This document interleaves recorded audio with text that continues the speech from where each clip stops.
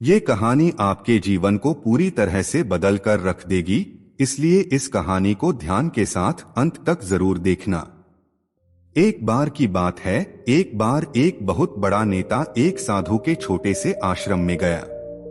उसने साधु के बारे में बहुत सुना था, तो उसके मन में आया कि मैं एक बार जा करके देखता हूँ कि लोग उसकी इतनी तारीफ क्यों करते हैं। जब वह उस आश्रम में गया तो वहाँ पर एक छोटा सा कमरा था जहाँ पर एक कालीन बिछा हुआ था। वहाँ पर कुछ लोग नीचे बैठे हुए थे और साधु जी सामने बैठे हुए थे। वहाँ कुछ सवाल जवाब चल रहा था। वह नेता उस आश्रम में आया और उस नेता के साथ में 4 बॉडीगार्ड भी थे और उसकी यह आदत थी कि जहाँ पर भी वह जाता था लोग अपनी जगह से खड़े हो जाते थे और उसकी तरफ देखते और हाथ जोड़ते और सर झुकाते थे। लेकिन यहाँ पर ऐसा कुछ भी नहीं हुआ। साधु ने व्यस्त होने के कारण उसकी तरफ देखा तक नहीं। तभी नेता को लगा कि यह मेरी बेइज्जती है और वह इस बात से गुस्सा हो गया। नेता ने थोड़ा गुस्से से साधु की बात को बीच में काटते हुए कहा कि मैं आपसे कुछ कहना चाहता हूँ। साधु ने उसकी तरफ देखा और कहा, आप थोड़ी देर रुकिए, पहले मैं इनके सवाल का जवाब दे दूं, उसके बाद मैं आपसे बात करता हूँ। तब तक आप अगर चाहे तो आप बैठ सकते हैं।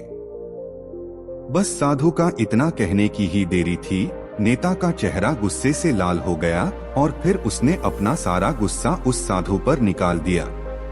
अभी तक वह नेता बहुत तमीज से आप कह करके बात कर रहा था, लेकिन अब वह तू तड़ाक पर उतर आया। नेता ने उस साधु को कहा, तुझे पता भी है मैं कौन हूँ और तू किससे बात कर रहा है?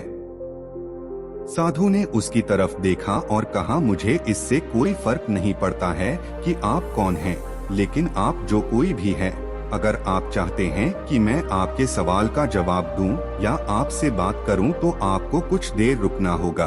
और साधु की यह कहते ही नेता गुस्से से पागल हो गया और वही सबके सामने चीखने चिल्लाने लग गया। अब मैं तुझे तेरी असली औकात दिखाऊंगा। तूने मुझसे पंगा ले करके ठीक नहीं किया। तुझे पता भी है मैं तेरे बारे में क्या सोचता हूँ। साधु ने फिर से नेता की तरफ देखा और बड़े ही प्रेम से कहा कि मुझे इससे कोई फर्क नहीं पड़ता कि आप मेरे बारे में क्या सोचते हैं। आप जो चाहे वह मेरे बारे में सोच सकते हैं। फिर नेता ने उससे कहा कि तू चाहे सुनना चाहता है या नहीं, लेकिन मैं तुझे यही सबके सामने बताऊंगा कि मैं तेरे बारे में क्या सोचता हूँ। तू कोई साधु नहीं है, तू एक बहुत ही घटिया इंसान है। तू एक ढोंगी है, पाखंडी है और यहाँ पर जितने भी लोग बैठे हैं उन सबको तू बेवकूफ बना रहा है। तेरा बस एक ही मकसद है, इन लोगों की जेब में जितना भी पैसा है वह सब तेरे पास में आ जाए। तू अपने फायदे के लिए इन लोगों का इस्तेमाल कर रहा है और अब मैं तुझे नहीं छोड़ने वाला। पूरी दुनिया के सामने तेरा पर्दाफाश करके रहूंगा।